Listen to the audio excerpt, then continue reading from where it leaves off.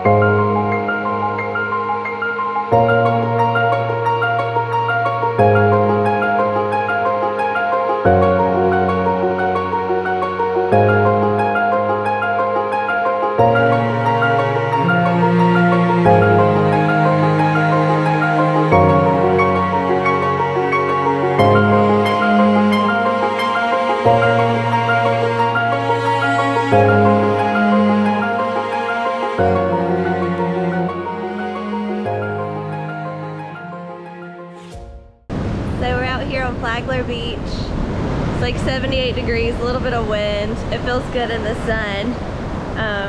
Water is like ice, but it's very nice.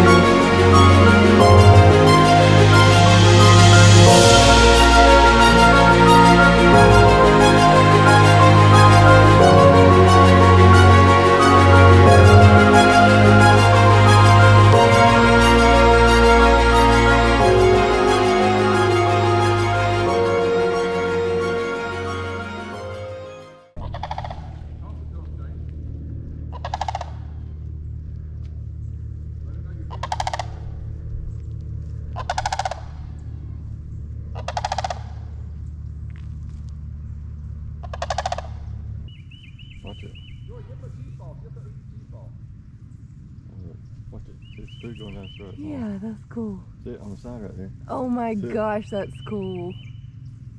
Hey.